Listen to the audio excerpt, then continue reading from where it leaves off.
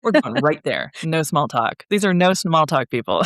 Yeah, I remember that about interviewing one where she was like, oh my God, please don't ask me about the weather. Like, just jump into it. Welcome to the Money Healing Club podcast. I'm Rachel Duncan. I'm a certified financial therapist and art therapist, and you've come to the softest place to land in the world of money and personal finance. I'm so glad you're here. Before we get started, this podcast is for educational and entertainment purposes only. It is not a substitute for mental health, tax, legal, or financial advice. Today on the pod, I'm so excited to introduce you all, if you don't already know her, to Khara Croswaite Brindle. Khara is also a certified financial therapist, and she's a licensed professional counselor here in Colorado, as well as my former supervisor. And she cares all about mental health therapists and financial therapists and helping them develop secondary income streams to protect against burnout. Yes. As a mental health leader, Khara offers consultation, financial therapy, and her online Momentum and Money financial therapy group for professionals nationally. As a financial therapy supervisor, Khara offers community and consultation for financial therapists, which I am a part of, as well as all sorts of trainings and supervision. Khara is proud to be the director of training at the Financial Therapy Clinical Institute, helping to fill the gaps in early career financial therapist education, including an online externship, which I've also done. I've done all of her stuff. She's the best. Khara is also the co-author of the Amazon #1 bestseller, Your Enneagram and Money, Transforming Enneagram Edges into Financial Freedom. It's so great. We talk about this book throughout, and I will link to it in the show notes. If you're into understanding yourself on a deeper level, I think you're really going to love this talk with Khara. She and I talk about an overview of what the Enneagram is. We walk through the 9 types, and we also share what our personal types is. So if you know anything about the Enneagram, take a beat, take a guess at what my type is, and see if you're right when you listen. Khara shares with us a little overview of each type and what each type's money preferences, habits, shadow sides are. And, listen through all of them and just notice like a little gut check on any of these. And also notice when it's like, that's not me at all. Or, oh, wow, that's, my partner or my brother. Take a note of all of that. It's really interesting stuff. We also talk about Amy Poehler and how she is shedding so much light on the Enneagram on her podcast, Good Hang. I feel like I've learned a lot about the Enneagram from just her mentioning it there. It's very 8 of her. So let's talk about what we don't usually say about the Enneagram and money with the wonderful Khara Croswaite Brindle. Welcome to the Money Healing Club podcast, Khara. Thank you for being here. Thanks for having me. So, Khara, why the Enneagram? Tell us about it. Yeah. So for listeners who aren't familiar with the Enneagram, it's described as a personality test, but I actually see it as a relational framework, right? Of how do we connect with other people? How do we connect with self? So I think the Enneagram's been around for quite a while. It came to the US in the 1960s, but it's been around way before that. And it's really gained popularity, I'd say, in the last 15 years, where people are seeing it in the workplace as how do you work well with people in groups?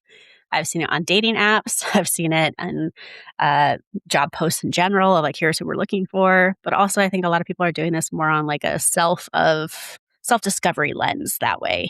And so because it's a relational framework, I love talking about it as how we relate to people, but also how we relate to money, which I know we're going to talk about here. So excited.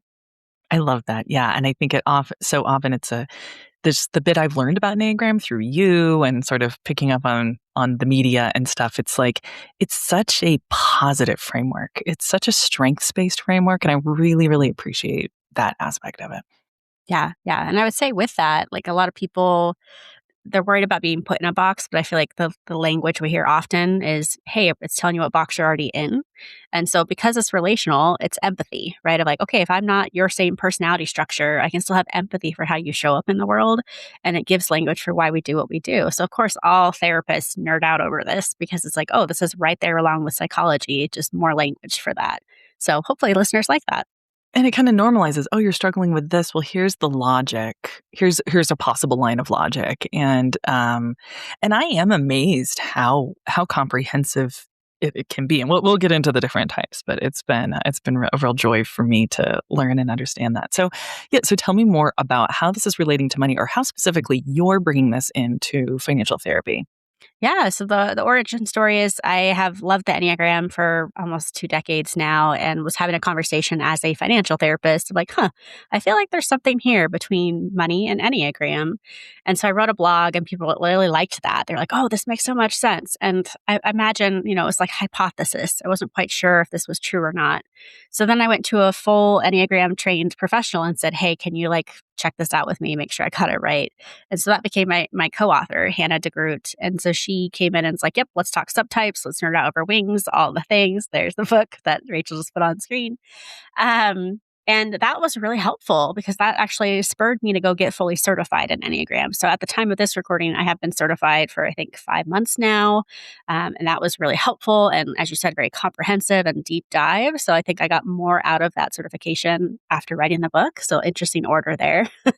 But for a lot of people, it's just staying curious about what do these types mean. And although you said it's strengths based, oftentimes when we hit our type, there's a lot of reaction and activation that shows up of oh, this is my shadow side, or this is stuff I wouldn't want people to know. And so I like to normalize that from the get-go in case people are like, oh, I don't like what you're saying about these types as we give an overview, but maybe there's something here that we need to pay attention to. So naturally, because we have a relationship with money, we want to talk about it from saving, spending, investing, and giving. And so that just started to become the book that we wrote, which is Your Enneagram and Money. And conversations have been really interesting from there. It's a great book, and I've invited you into my membership to talk through it, and it sparked so many conversations. And yeah, and maybe the language is more, it is normalizing rather than necessarily strengths-based. There's certainly strengths in there, but it's sort of what I have found is well, maybe there's a darn good logic to you doing what you do, even the things that you really struggle with or the things that you don't like so much about yourself. We could actually look at this as how all these pieces fit together for you specifically. And I think that, I know for me, it's been oh, I really thought that was just a me thing. Oh, there's some two-ness coming through in this, and that actually could explain it. And that I'm finding that really an interesting thing to work with. So, okay, could we, for those of us who are maybe a little newer to the Enneagram, there are 9 types, and maybe we can kind of bullet point through, we'll probably go through them a couple times, about the major themes, right? The passions and the ways we describe the 9 types. And maybe within there, if you want to make a little note about how this can show up with money, maybe an example for each type. Could we do that? We can do our best. Yeah. Okay. And everyone, we're following along on the on Your Enneagram and Money book, Transforming Enneagram Edges into Financial Freedom by Khara, Croswaite, Brindle, and Hannah DeGroot. So pick up the book, by the way. I'll put a link to it in the show notes. It's great. Thank you. I appreciate that. Yeah, the book itself is very digestible and not meant to be this big, beefy thing. We'll get through it pretty quickly. And so even for folks who pick up the book, we're going to go through all 9 types, but you might just, go to the page or chapter that's about your type if you already know it. And for other folks, they're going to start with some other self-discovery assessments or typing interview or something like that. So maybe actually, before we get into the list, could you share the ways someone can find out their type? Yeah, I love this question.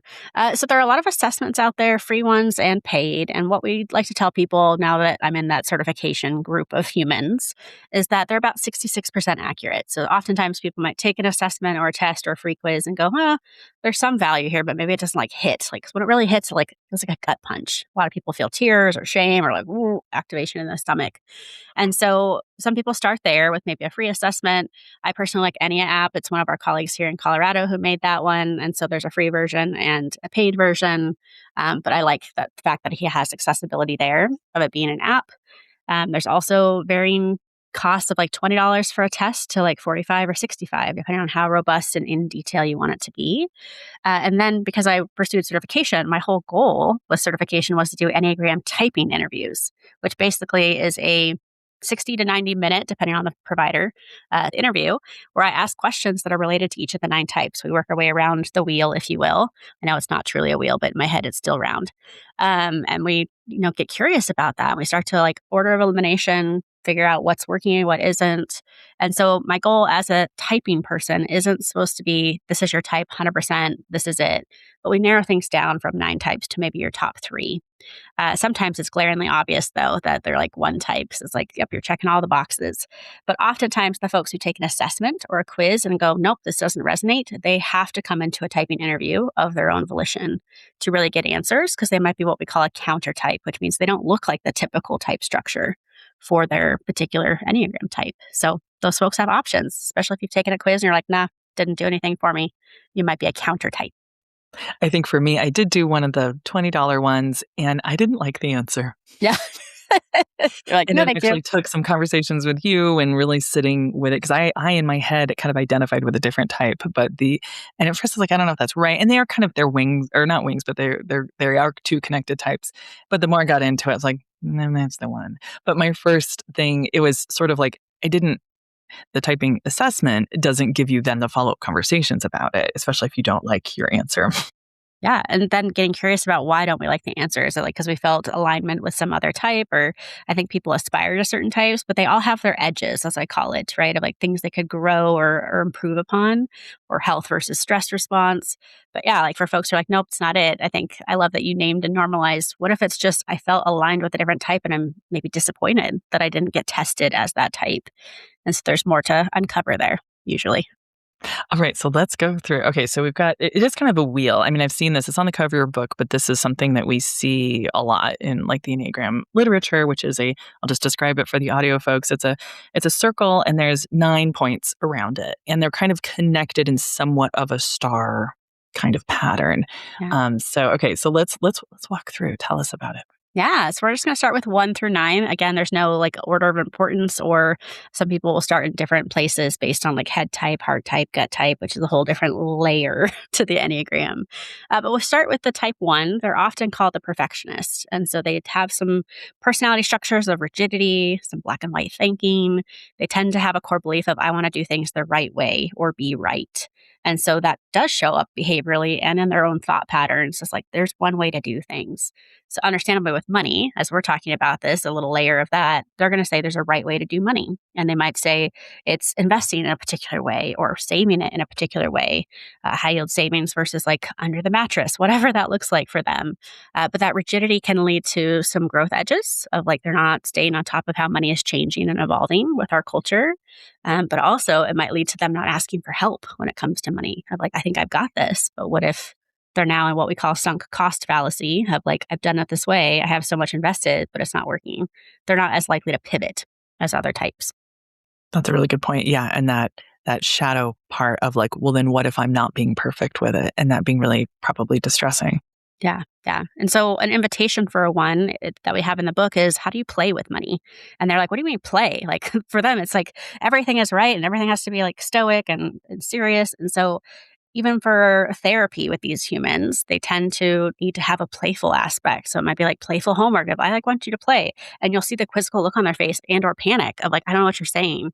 But once they actually build that muscle, it becomes easier for them to feel more well-balanced, not so rigid, a little bit more healthy as a 1.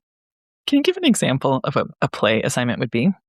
Yeah, I mean, I usually don't assign them to clients because I want them to like come up with something. But I think an example would be like, I want you to play with your partner in the sense of like, I want you to like tell jokes to each other, read out dad jokes, take a walk, do something childlike, like play a board game. And I know not all board games are childlike, so please, listeners, don't like roast me for that. But like, think Candyland. Let's go like low heart, like low challenge, Candyland, or like some childhood game that brings back nostalgia.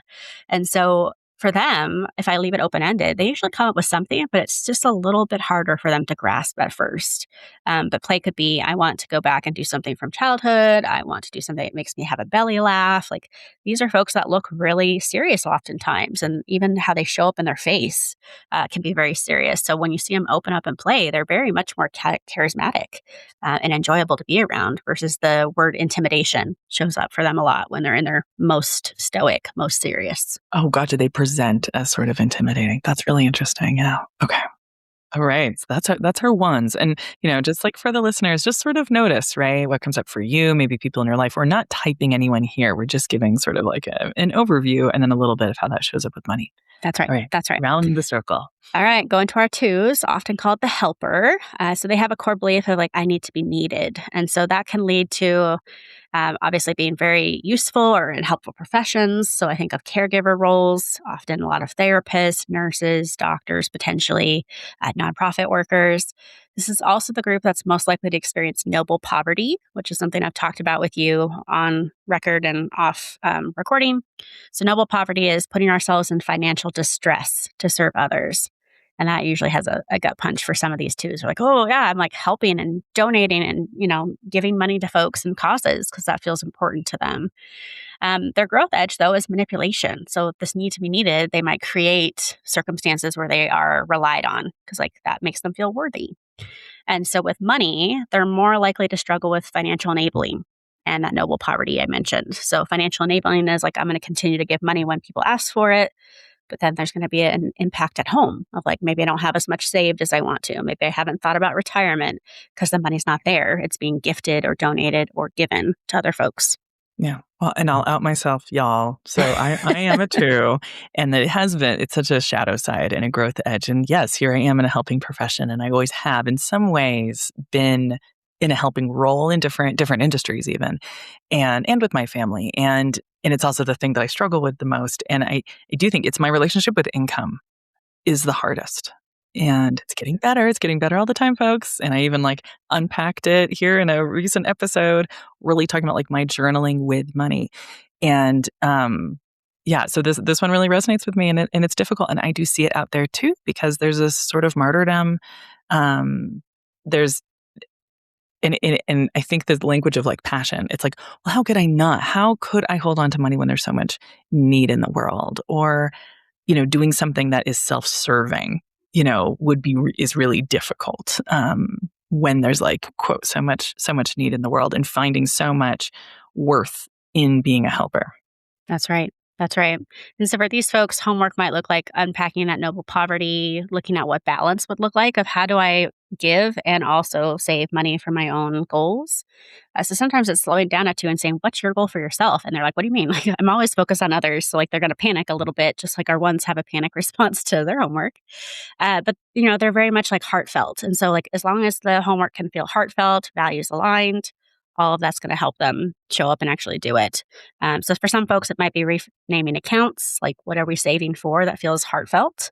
So for twos, an invitation might be renaming their accounts, which might then make it feel more values aligned or heartfelt of like, it's not just savings, which I have a bone to pick with anyone who's like, let's just say it's savings, because that has no motivation behind it. But for twos, it might be like, well, what is it that I can do with this money? Is it now donating to a cause? They might literally spell that out on a savings account. Is it I want to take a life-changing trip somewhere with my family? So we really want them to play with that reframing structure or opportunity to say, what would this look like? And would it feel more motivating versus, oh, I feel like this is out of balance and everything is going to one person or one cause. That hits. Yeah. Yeah, you're like, what can we try? So I'm sure you've tried things yourself as a two. But yeah, there's a lot there. Yeah, there's, the really tired cliche, but it's true, is to put on your own mask first, and that's going to help others. And I have sort of learned the hard way again and again that is true. Yeah, and what that looks like. So moving to our threes, which I'll out myself as a three, because I always feel like I should before I like name all the things that are not great about threes, because it's my own work. But threes are often called the achiever. And so they look really successful on paper. And that might be because the core belief is I want to look successful. So even if it's not actually true, there's this outward facing, I want to look a certain way and have myself feel worthy because of that. So these folks tend to have like a corporate energy of like a really long resume, really impressive, but their growth edge is workaholism. And so that might then lead to poor relationships, things kind of falling apart. They might have a health crisis. Check, check, check. For all listeners, these are all things I've had happen as a three that's really worked hard to not look like a unhealthy three. So with the money part of it, that workaholism means we might chase dollars. So new opportunities, bright, shiny object might show up. But the workaholism of like, I just put work first before everything else. And that's going to have its own consequences for our threes. And so homework for them might be around this mantra. It's making me smirk even as I say this of like, your self-worth is not your net worth. And they go, oh, what? Because like, we're like chasing a milestone of like, have this much in your account or have this much in retirement. And so for them, there is a level of playfulness, but also we're still looking for balance. And so for them, I actually have a tool in the book that's called Fill Your Bucket Funds of like, okay, once all the like priorities are met, what are we doing with any extra if we have extra money in a month? And how do we make it more like, again, values aligned or heartfelt for those threes? Because self-deceit is a big part of us. Like, oh, everything's fine. I think of the dog with the fire around them meme. Everything's fine. It's like, not fine. So yeah. And I love this also is like hearing you describe these and knowing that you are a 3, also like, oh, wow, that's not me at all. And that's such good information too. Like, oh, that's really interesting. That's not how I am at all. Or I have wanted to be that way, but actually that's not quite for me. So it's also a task of like what hits and the information that comes when it doesn't. Yeah, I love that. And we live in a culture, I've only seen this in one book so far, but it makes my heart happy for, I don't know, I need to figure out why it makes my heart so happy. But they're like, oh, here are the cultures of like different nations and how they might show up as type. And the US is a 3. Like, I mean, as a culture, we are totally a 3 hustle culture. Right. And it's the show. It's look how long my resume is. It's Yes. yeah. Yeah. Yeah. And so, like, I think that also normalizes we're seeing an uptick in women who type as 3s. So we like want the best of all worlds. We want to be good moms and good business owners and good wives or whatever, do it all. And so we're like collapsing in burnout and some other stuff there.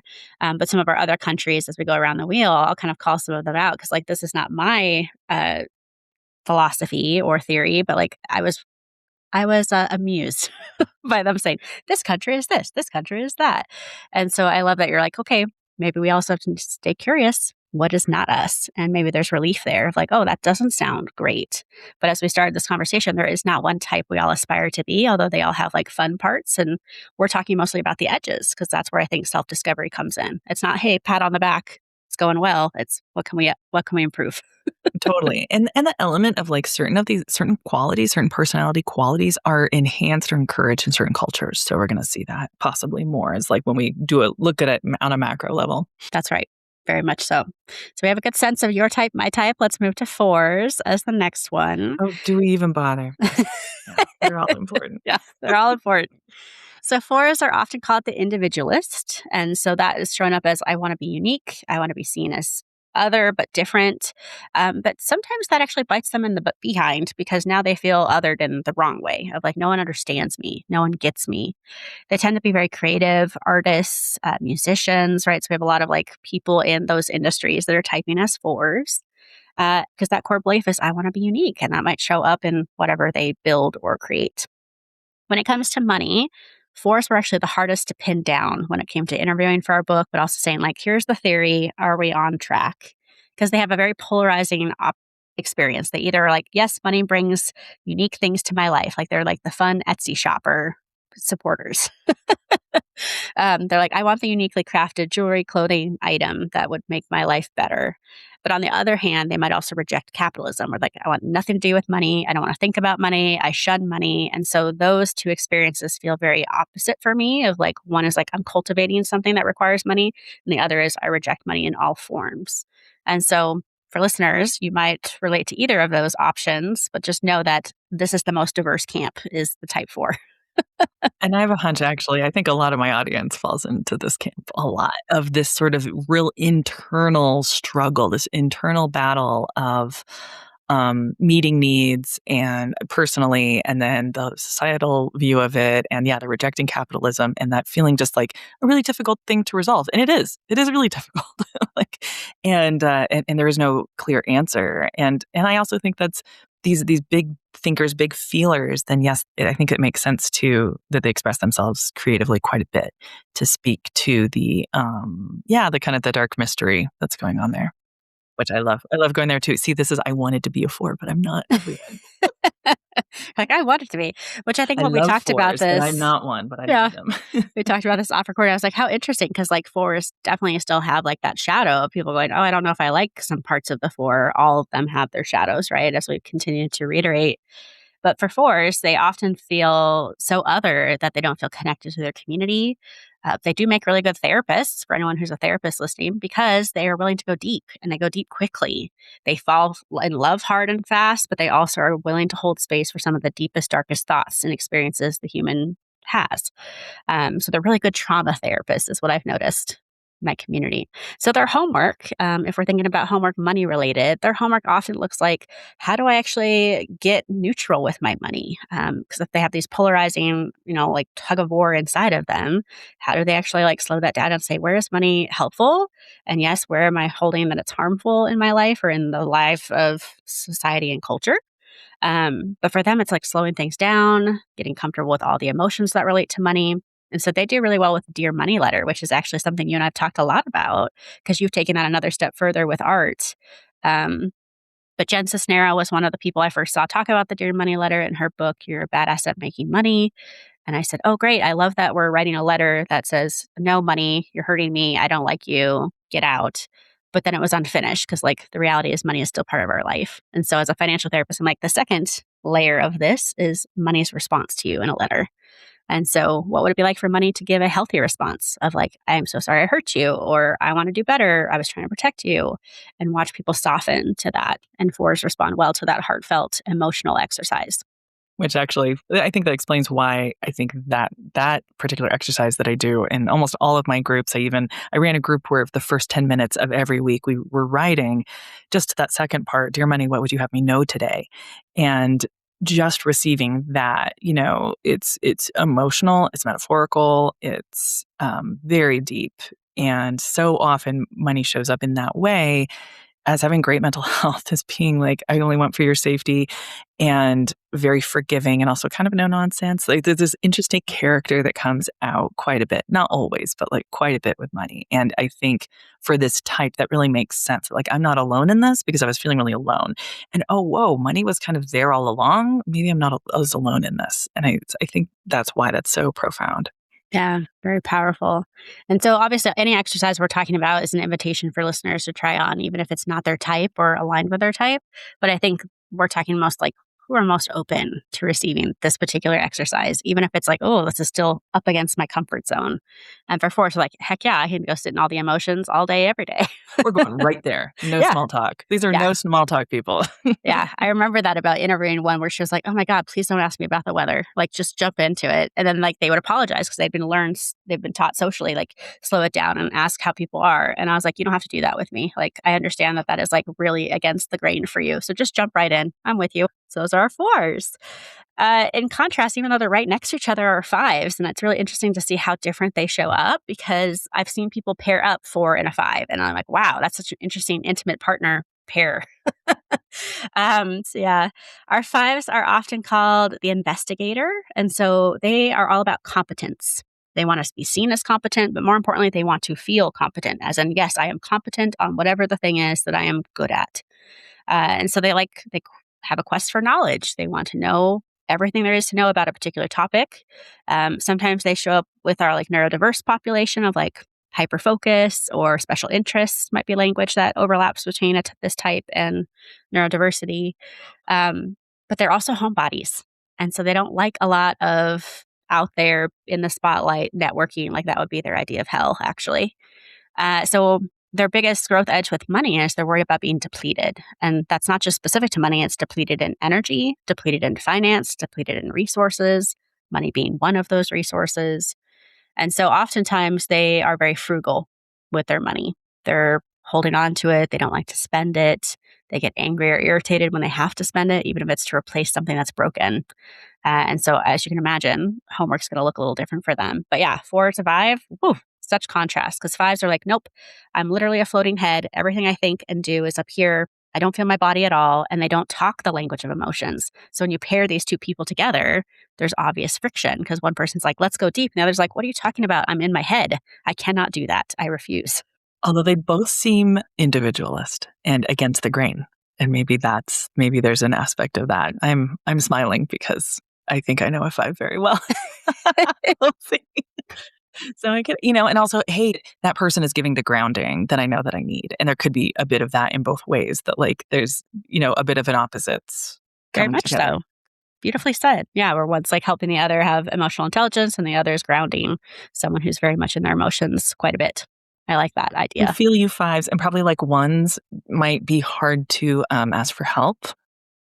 That's my guess. Yeah. Mm-hmm. Yeah. So they have some similarities, a little bit more like that stoic, very professional, tend to be attracted to professions that are very like left brain logic. So engineers, computer scientists, those kinds of folks that come into it.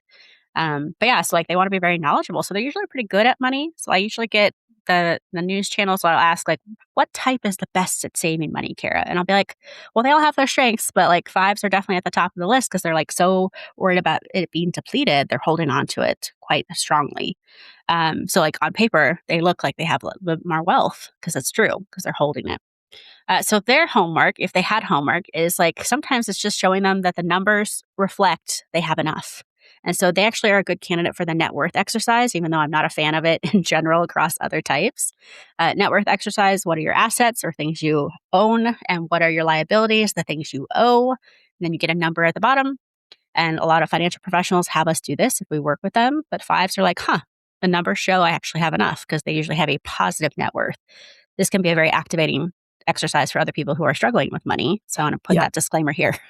Yeah. That's not always a useful thing. Yeah. But for them, they're like, can actually like root into the numbers and see that there is truth of I do have enough resources. I do have enough money if that is something they're worried about. The experience of enoughness. That's right. Yeah.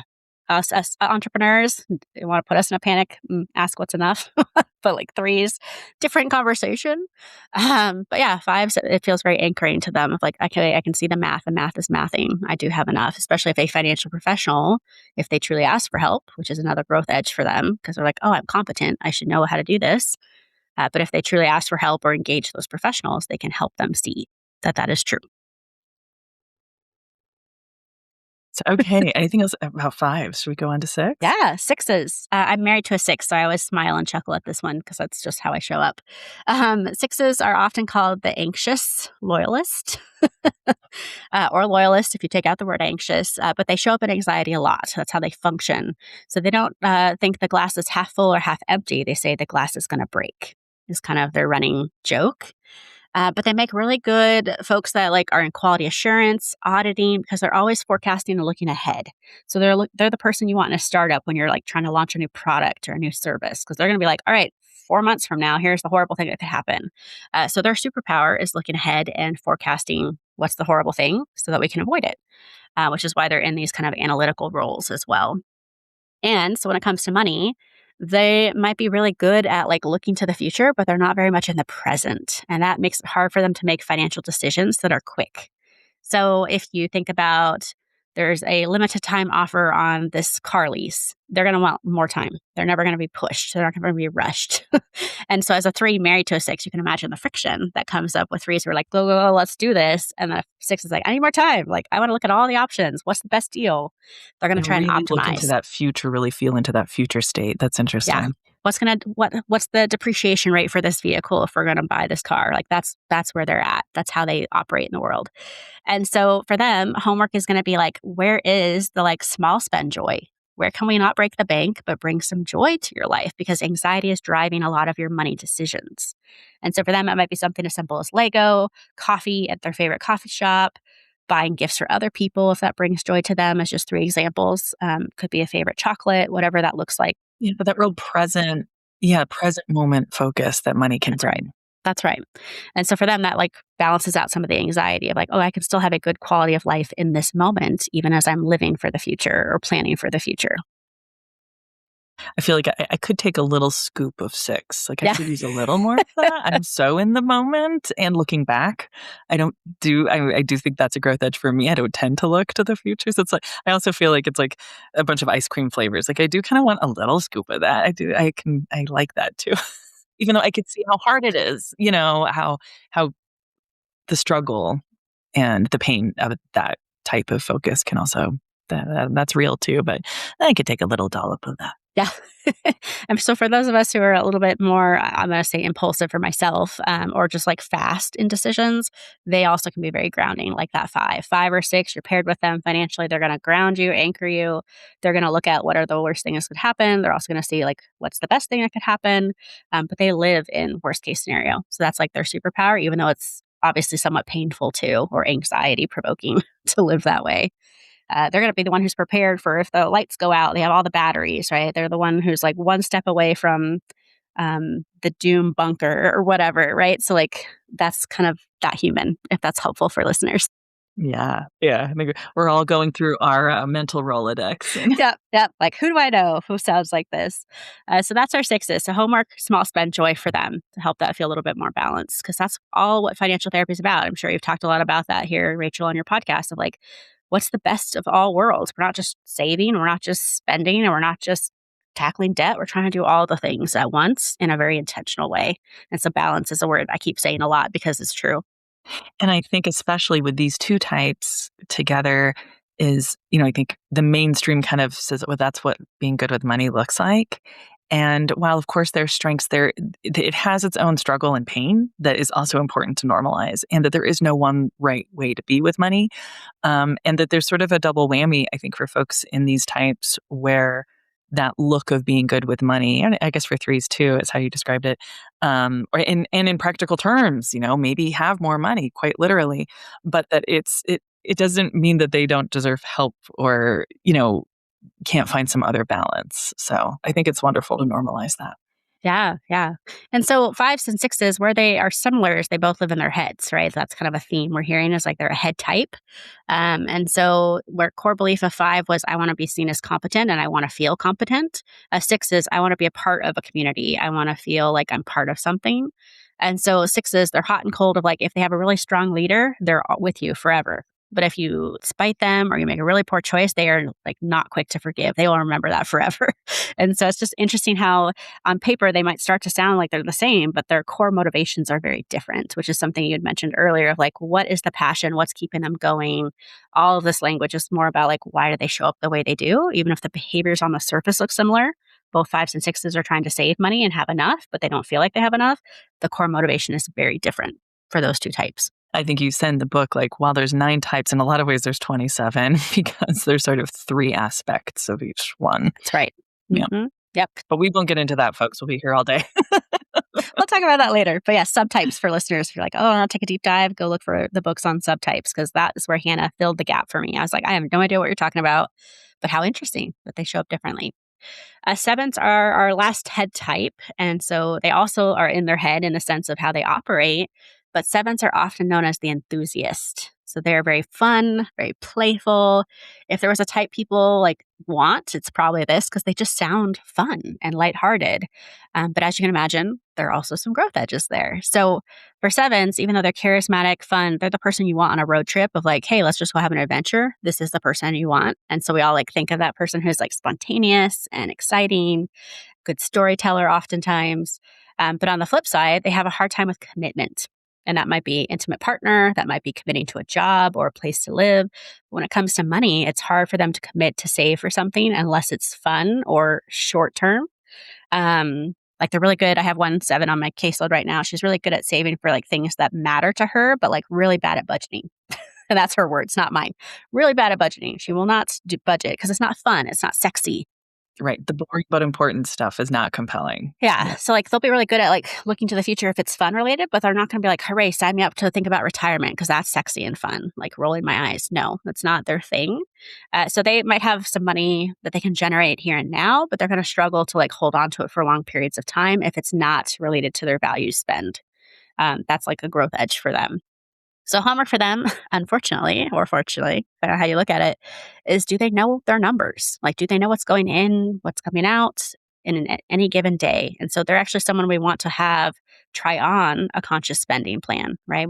Budget's a bad word, but conscious spending plan, where's my money going? That is the tool or homework for them.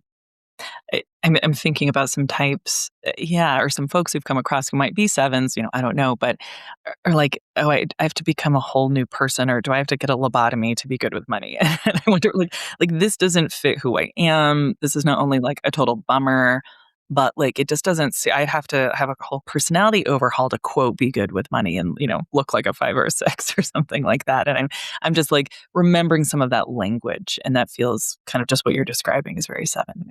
Yeah.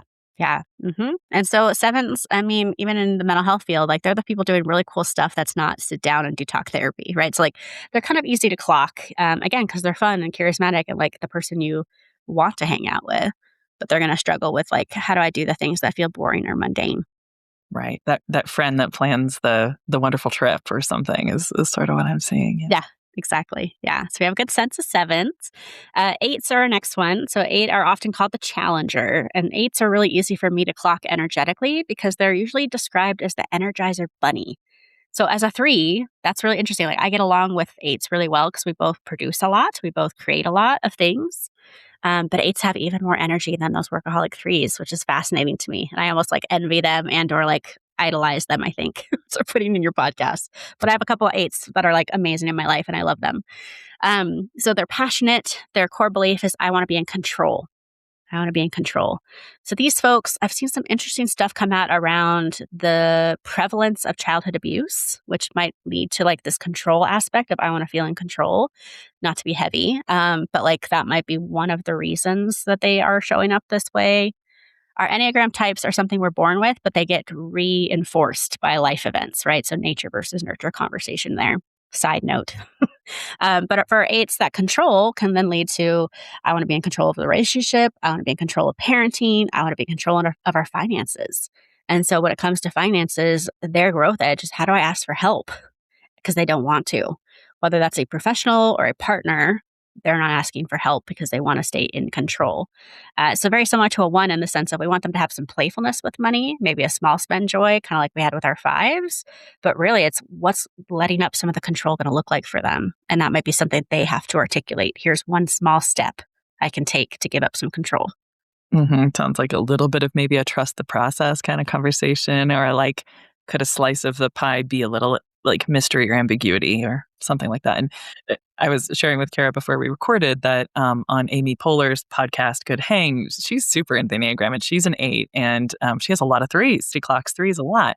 I think because people think she's a 3 because she is so ambitious, but she does come from this challenging place. So just if you want a little shorthand, think Amy Poehler. It seems like a pretty good poster child for an 8. She started Upright Citizens Brigade. She's been a real revolutionary person and is so competent. And, that blend, I think, really speaks to her.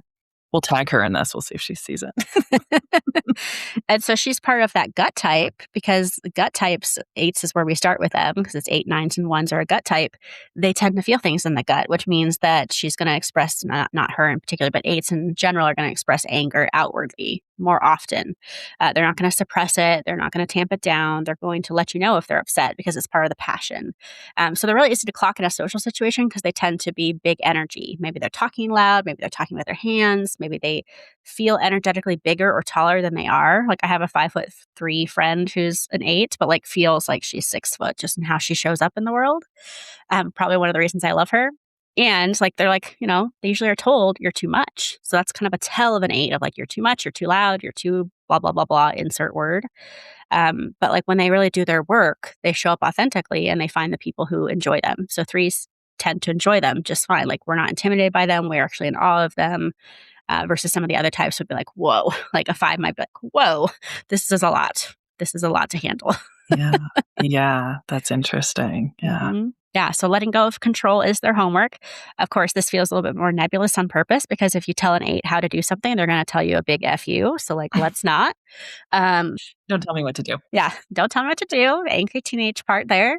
So like we invite them to say like what would be a small step to show that you're giving up some of that control, especially if we can see the benefit of like you want more intimacy, you want more connection in your relationships, you want to feel like you're not financially gatekeeping everybody and everything. Like that might resonate with them as a reason to try this on. Gotcha. Yeah, back to that relational part. That's so important. Yeah. Last but not least are 9s. They're also one of the gut type, but whereas 8s are outward anger, 9s are suppressing anger. So like they're like, what anger? When you ask them if they have anger. What anger? What are you talking about? They're often called the mediator or peacemaker, depending on which book or research you look at. Core belief is I want to keep the peace. And so as you can imagine, that's going to show up relationally, but also with money. How do I keep the peace? How do I not make waves? Don't want to rock the boat. 9s are very often struggling with blending. So we want to actually unblend them from people or causes. Like what does the person themselves want? What does 9 person want versus what does your partner or organization want? So that for them, that's a lot of the work is like, how do we actually come up with goals that are your goals, just uniquely you? Because they're blended with all sorts of people, usually a partner more so than anybody else. With money, that means they don't know what they were saving for. If they're like, honey, where do you want to eat? This place sounds good. Like they're just going to go with the flow. It sounds like they don't put themselves in the center of their money script. Yeah, never. So for a lot of it, it's going to be more of that self-discovery work, peeling back some layers, slowing things down, getting curious of what do you want in your life? And they're like, I don't know. Because when they're stressed, they actually go into escapism. as their main method of coping. So escaping into it could be spending, could be napping, could be gambling, could be food, could be video games, TV, whatever, what have you. But for them, it's like, okay, when things get tough, how do we not have you go into escape mode? Like, how do we actually stay present with money?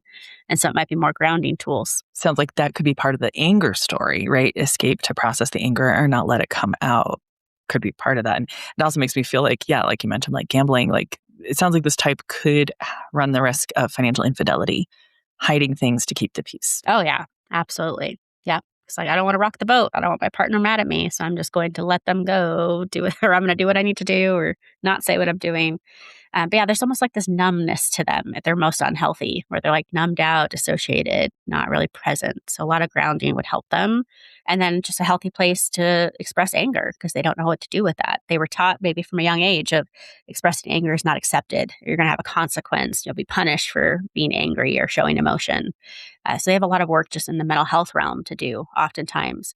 But to keep things in balance, their strength would be they see all sides of the story. So when they're in a mediation role, truly in like a workplace, they're going to stay neutral and it's going to help de-escalate things or keep things neutral, maybe even safer. So they really shine in some leadership roles when they're healthy. But if they're in escapism or numb, it's going to be really hard to get to them. Right. And so interesting and important to look at like, the nature versus nurture also like, okay, you have this nature and then the nurturing is like, oh, you make everything easier or, oh, can you handle that situation? Right. And so then those behaviors get reinforced socially.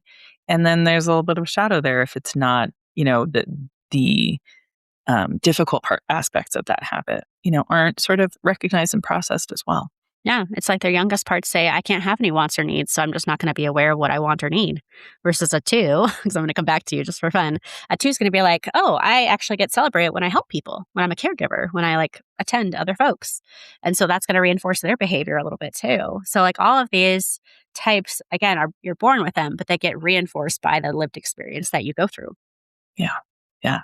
Okay, we've walked around the circle, y'all, and as you listen, did any of these kind of strike a chord for you? Or did you get like an absolutely not, or a little bit of like, I don't like that I see myself in any of those aspects? This is just an invitation to be curious. This is kind of a cool framework to get into, and there's lots of resources. And I think Khara's book is a really good one. So, Khara, I'm curious, could you tell us a little more now that you've written the book, you've done the certification?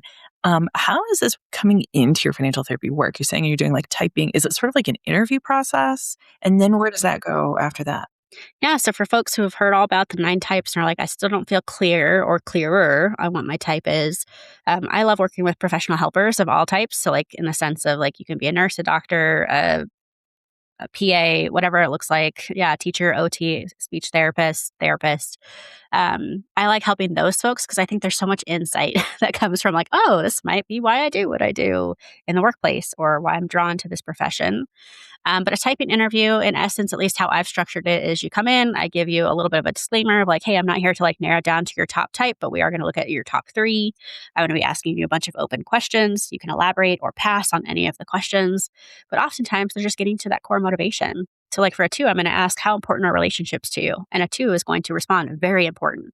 And the way they say that is also something I'm clocking. So these are all video interviews because I'm talking to people all over the world, but I'm looking at their body language, their facial expression, how quick or slow they are to answer said question is just as telling as the answer, if that makes sense.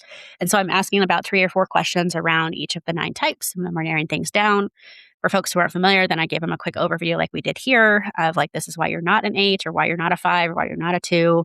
And then we get curious of like, okay, here are the top 3. What resonates with you? Where do you want to take a deep dive from here? So it might be a book, a podcast episode, more of their own self-work that they might want to do.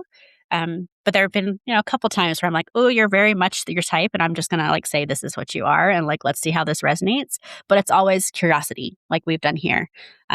Does this resonate with you? They could also say, Khara, no, you got it wrong. Because I'm still a human and I'm not a robot and I can't do this perfectly. But for a lot of folks, they feel very seen, which is why it's such a beautiful offering from me. I really enjoy the process of getting to know this person for an hour and also have a lot of wondering of like, okay, people who aren't mental health trained, stuff comes up when I ask these questions. Almost like I'm holding a safe space for that. So long story short, about an hour, very open-ended questions, but hopefully another tool of self-discovery. That's fantastic. And I know you don't do couples work, but I'm seeing neither of us do couples work, but I could really see this helping with couples. Yes. Yes. And there's actually a book called The Path Between Us that is a nice little like handbook of here's your type, here's their type, here are some like quick little bullet points of how to do better, quote unquote, in that relationship or to how to hold empathy for them. So I love to call out that book as a resource because I'm like, oh, I like the little guide at the back of each chapter of like, here's how you best respond to this type if they are your partner. Okay, I'm putting that on my wish list right away. We'll link to that in the show notes. Path Between Us. Love it. Mm-hmm. That's fantastic. Well, Khara, I just love how you brought this together and become an expert yourself. Very three of you to follow that lead. And like, I'm going to keep doing, I'm going to really like be an expert in this. It's such a beautiful strength. And I know you do so many aspects of your work and it's so awesome to watch. So thank you for that. If anyone wants to get in touch with you or find out more, how could they do that? Yeah, I mean, right now the website has everything that I do. So for some folks, that'll be overwhelming. For others, like, oh, let's take a deep dive. So Croswaite Counseling PLC. I know you'll put that in the show notes. I'm on Instagram and Facebook and LinkedIn. Although I'm having a questioning of like, how long do I want to be on those things? Because like self-care. I think that's the zeitgeist right now. Yeah. Catch her while you can, everyone. Yeah, I'll probably keep LinkedIn for sure because it's the professional side. But yeah, I think just in full transparency, websites where everything's going to be most up to date and possibly LinkedIn for now, but still Facebook and Instagram as well for folks on there. Fantastic. Well, thank you so much for sharing your wisdom here and walking through the types. And, for all of you listening, I hope that it has brought up, something that's validating, might have brought up something that's challenging, and for you to consider looking at the Enneagram more. Thanks, Rachel. Thanks so much. Thanks for listening to the Money Healing Club podcast. Here's the funny thing about podcasts. They are surprisingly hard to find. But once you find one that really speaks to you, you're totally in. I know it is for me. So word of mouth is truly how small shows like this grow. Maybe you even found this one because someone shared it with you. So I'm going to ask you to become a financial activist today. If this episode resonated, please send it to someone, a friend, a sibling, a colleague, your book club. I'm asking you to be the brave one who says, hey, there's something deeper going on with money for all of us. And who knows, your friends might think you're brave and maybe secretly very good at money for sharing a podcast like this. You also may find a new layer opens up in your relationships. So thank you for sharing the podcast. And we're always looking for new listener questions and stories to feature on an upcoming episode. Go on over to moneyhealingclub.com/podcast, and there's a big orange button where you can record your story, your question right there from your phone or browser. I want to hear it.